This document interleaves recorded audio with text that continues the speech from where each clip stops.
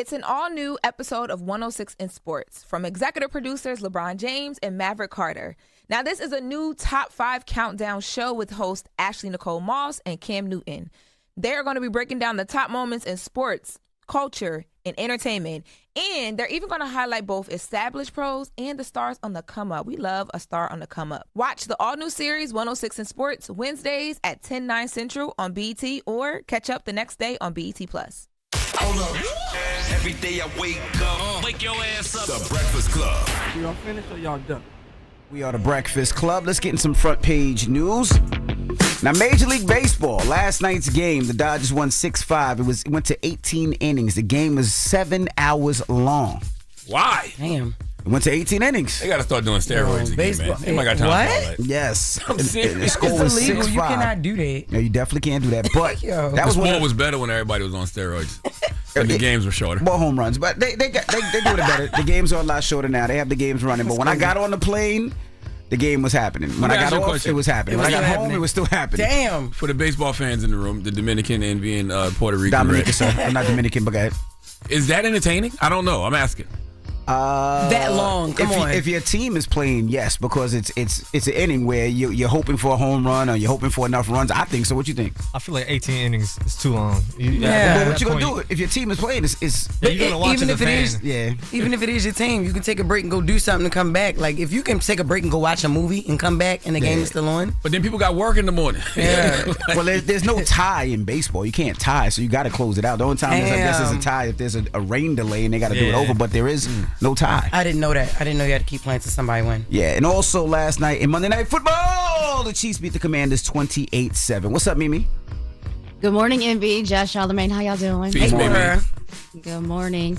All right, well, we start this morning on day 28 of the government shutdown, and the Senate has now voted 12 times on a measure to reopen the government, each one failing, and currently there's no new vote scheduled. Now, the American Federation of Government Employees, that's the union that represents more than 820,000 federal workers, say it's time to pass a short-term funding bill and get people back to work. Now, the union president says both parties have made their point, but federal workers should not be the ones paying the price. Now, federal employees, they missed their first full paycheck last week, and many are now lining up at food banks to feed their families. And the union is calling that situation a national disgrace. Meanwhile, the impact is about to get much worse. The Agriculture Department says funding for SNAP benefits, that's the Federal Food Assistance Program, will run out on Friday, leaving more than 40 million Americans without help to buy food.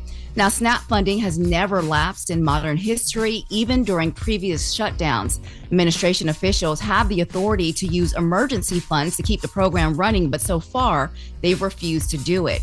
Now, that decision is drawing major criticism from Senate Majority Leader Chuck Schumer, who accused the Trump administration of putting politics ahead of people. Let's listen to what he had to say. The administration's decision to let SNAP freeze is callous, is cynical, and entirely unnecessary. Donald Trump says there's no money to pay hungry kids workers, but he's spending $40 billion to bail out Argentina, $300 billion on his vanity ballroom, $172 million on 2 luxury jets for Kristi Noem, hundreds of millions for outfitting his foreign jet, but nothing to help hungry kids. Yeah. I think the Democrats will cave soon. Because you know, I think everybody's gonna cave soon. Because the military about to miss another check, SNAP benefits about to be a wrap. But you know, those flight delays and you know the air traffic controller shortages. When the airports really start effing up, that's when everybody gonna be like, okay, let's get back to Let's cave in and yes, sir. Let's just get this done. Mm-hmm. Yes. But cave in and do what though? Like vote. Sign off on this bill. Yeah, vote. So they sign off on a bill. They reopen the government. Reopen the government. Yeah. And the federal union that represents both, the workers, D.C. federal workers and the federal workers, just, in the United States, period, they are saying they don't care anymore. Just pass a bill. Both sides have made their point. They just want people back to work. Mm-hmm. Yep. And so President Trump, he is in Asia all week. So leaving little hope that something will happen this week. There is no vote planned for this week, as I said. So we will continue to watch that. As of right now, there is no clear end in sight. That's what I said. It won't be a political can win for either party, because at the end of the day, people don't care. Like, people just want their check. Yeah. You know what I mean? People just want to get to where they going to on time when they're at the airport. Like, that's what they care about. So once all of this is over, nobody's going to care who fault it was. They're just going to be happy the government's back over. A lot of people don't even know what the reasoning that they haven't signed off on. Like, they just want their check. They just want their food. I'm sitting there like trying to figure out what the bill is that's so important that they're actually like bullying Democrats into signing, basically, because you stopping people from getting paid just so somebody can sign a bill. What is the bill for? Like, exactly what is it? And people can't, it's about healthcare, but people can't worry about healthcare if they can't put food on the table. Yeah. So I think that's where the, all of this is coming from. The fight is still going. And while Washington remains stuck, the Trump administration is moving forward on another plan, another front, immigration. Homeland Security tells NBC News that White House, they are planning to replace several ICE field directors with Border Patrol agents amid growing frustration over the pace of deportations. So right now, ICE averages just over 1,100 arrests a day. That's well below the 3,000 daily arrests reportedly pushed by the White House, and that's coming from advisor Stephen Miller. And that frustration has led to the administration to lean more heavily on Border Patrol, an agency known for their more aggressive enforcement style. Now, Border Patrol, they have drawn praise from senior officials for tactics like helicopter deployments. We saw that in Chicago, using unmarked vehicles during arrest operations. And at least a dozen ICE field directors could be reassigned in the coming days, with roughly half of those roles expected to go to Border Patrol leaders. But not everyone inside the agency agrees with the shift. Some ICE officials have raised concerns, saying that those border-style tactics that I just mentioned, they are designed for open terrain, not dense cities. That could put both officers and civilians at risk. So the immigration fight continues. We'll see how they decide to move forward with that. Yeah, they're not playing. Don't even say Ola in mixed company. Okay, you might get detained. All right, they're gonna start raiding Chipotle soon. All right, that's why Envy don't want to be Dominican no more. I never was Dominican, but they grabbing everybody, which is scary. I seen they had the one teenager in school. They took him, and he's been here, I think, since like 2 or 3 years old. And the reason they said that he can't go with his family is because he's been abandoned by his dad. He's been here, I think, since 3 in school. They took him out of his high school. You out in L.A., Mimi, do you hear a lot of people complaining about getting like profiled and like pulled over and detained? And absolutely. They are targeting certain communities. So, they're going especially to where they feel like the Hispanic community lives, where they worship even, where they go to school, like everything. I was doing a drive in Pasadena, raising money and food for people in Altadena. They canceled it because there was an ICE raid like down the street. So they are really, they are definitely really coming for everybody right now. 3,000 arrests daily is wild. I asked because I know they passed that, what was it, the Racial and Identity Profiling Act or something like that? Yeah. All right. Well, that's front page news. Thank you, Mimi. Thank you. Morning, everybody. It's DJ NV, Jess Hilarious, Charlamagne the Guy. We are the Breakfast Club. Let's get back to some front page news. Now, last night, Major League Baseball, the Dodgers won 6-5. The game was 7 hours long. It was 18 or 19 innings? 18 innings? Too long. 18 innings. When I got on my plane, it was on. When I got off the plane, it was on. And then I got home, it was still on. I went to sleep, and I was like, this is just stupid. And that's why they should let baseball players take steroids, because they'll hit more home runs, and these games won't last so long. But that's illegal. Like, they can't do that. Though. It is. It's fun. It is. To watch. And then also in Monday Night Football, the Chiefs beat the Commanders 28-7. What's up, Mimi? Good morning, MB, Jess, Charlamagne. How y'all doing? Good. Hey, girl. Good morning. All right, well, we start this hour in the Caribbean, where Hurricane Melissa has exploded into a monster storm. Overnight, Melissa rapidly intensified into a Category 5 hurricane with winds reaching 175 miles per hour, making it the strongest storm on the planet this year. Now, Jamaica is bracing for what could be its worst hurricane in recorded history. The storm's outer bands are already pounding the island with heavy rain and fierce winds, and conditions are only expected to get worse. Now, officials have ordered mandatory evacuations for coastal areas, warning that catastrophic flooding, landslides, and storm surges up to 13 feet could make some communities impossible to reach. Now, landfall is expected within the next few hours. And for many families here in the U.S. with loved ones in Jamaica, this is incredible. This is an incredibly tense moment. Entire neighborhoods are without power. Communication is already spotty in some areas. And officials warn that flooding and landslides could make certain communities impossible to reach in the coming days. And for families trying to prepare, time is quickly running out. A family from Long Island who owns a resort in Jamaica, they said that they're doing everything they can to get ready, boarding up, stockpiling supplies, bracing for impact. But like so many others, they're unsure of what comes next. Let's listen.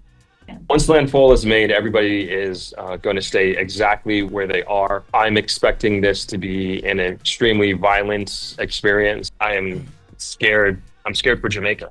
I don't know what this is going to turn out to be. Yeah. And so at least 7 people have been killed across the region, 3 in Jamaica, 3 in Haiti, and 1 in the Dominican Republic. Melissa will continue moving north today, bringing dangerous winds and flooding rains to Cuba and then to the Bahamas next. And while there's no direct threat to the U.S., the images and stories coming out of Jamaica this morning are heartbreaking, and officials say recovery there could take months, even possibly years. So that's horrible, man. And when are they saying that the eye of the storm is supposed to be hitting Jamaica? Do we know what time or? Well, it keeps changing because I read it said between 6 a.m. and 7 a.m. Eastern Standard Time, but I looked and it hasn't made contact yet, MB. So that's why I said within the next few hours. It said early this morning to late this afternoon, Tuesday afternoon, it should be making landfall in Jamaica. So. Oh, yeah, I'm looking at it now. It says, May Penn, it said between 6 and 7, Montego Bay between 8 and 9, Kingston between 9 and 11, Spanish Town between 9 and 11, and then they said it goes to Cuba, so. I mean, the only thing you can do at this point is, pray, right? Just pray. That's it. Hope that you make it out alive and then get ready for recovery. Yeah, man. And I just want to say to everybody out there, I mean, I love it, but stop. Like, I love the updates when they go outside because I'm interested in it because I want to see, but stop. Because when it hits, there is no, can I take it back? Just be safe, man. Bunker down and be safe. And when the recovery happens, everybody that loves Jamaica and loves to go to Jamaica for tourism and, loves Jamaican culture and the food and the music and the women, y'all better dig in your pockets and donate a couple of dollars. Yep. Because they're going to need it. Yes, sir. Yeah, for sure. All right. Well, meanwhile, Wells Fargo has agreed to pay $85 million to settle a class action lawsuit over claims the bank held fake job interviews to meet diversity goals.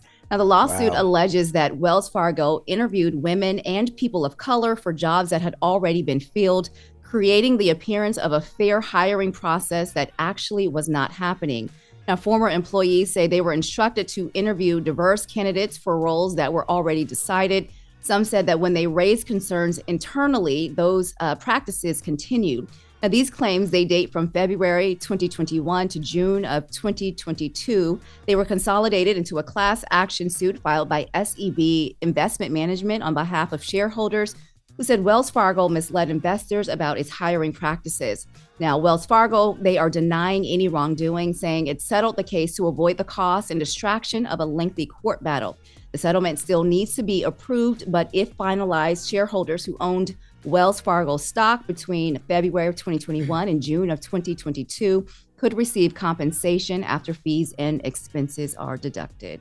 So, yeah, that's a story to keep watching. Also, from financial scandals to fall flavors, let's talk about something just a little bit lighter. So it is October, which means it is officially pumpkin spice everywhere season, right? Oh my God, that's so strange. Pumpkin spice is white people's sweet potato pie. Yes, I do not like pumpkin. Yeah, so from lattes to candles to grocery store shelves, it is everywhere, but not everyone's on board. So a new 2025 study found that pumpkin spice fatigue is setting in about more than 2 decades. It's been more than 2 decades of pumpkin spice mania. So about half of Americans say that they have just had enough, while the other half are still embracing it. Younger consumers, they are keeping the trend alive. So Gen Z and millennials, they continue to buy pumpkin spice, everything from cream cheese to cereal to lotion, protein powder, even dog treats. While boomers, they are moving on, choosing more traditional flavors over pumpkin spice. And for companies, though, that divide hasn't slowed business. Pumpkin spice market is an $800 million a year business. Wow. With new price. Yep. Why people don't do that with sweet potatoes, though? Like, I've always wondered that. Where the sweet potato latte?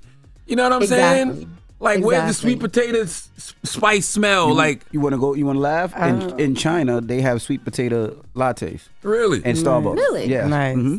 I've been thought Dunkin' Donuts or somebody should have done that. In China, they had it, because June, my manager, ordered it. And I was like, what the hell is that? Yeah, but they Hey, look at me face like, ew, I don't want that. Hey, yo. You don't like sweet potatoes, I'm Mimi? surprised because I'm like, I don't like pumpkin spice, but sweet potato sounds, something like I would do because I was getting ready to say they have pumpkin spice hummus to pumpkin spice spam. Like white people get real creative with this stuff, but no, like I think sweet potato either belongs in a pie or on the side of my turkey. I don't want that as a latte. Sweet potato latte would be fire. I said the same thing, but when June had it, he said it was good. But I was like, I can imagine sweet potato latte probably good. I don't even like lattes and stuff like that. I don't probably either. drink it because it's sweet potato. Yeah. Yeah.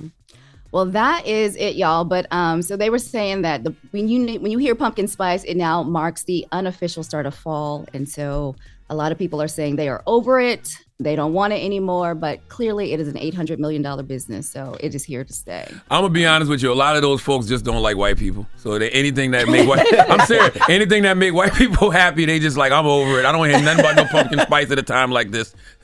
Okay? Right. I mean, that's all this is. I'm telling you, that's all it is. You get rid of DEI, we want to get rid of pumpkin spice. yeah, that's true. That's very true, Charlamagne. That's all this is. All right, y'all. Well, that is your front page news. I'm Mimi Brown. Follow me at Mimi Brown TV. For more stories, follow the Black Information Network. Download the free iHeartRadio app and visit BINnews.com. Thank you, Mimi. Thanks, Mimi. Thank you. Hold up. Every day I wake up, wake your ass up. The Breakfast Club. Y'all finished or y'all done?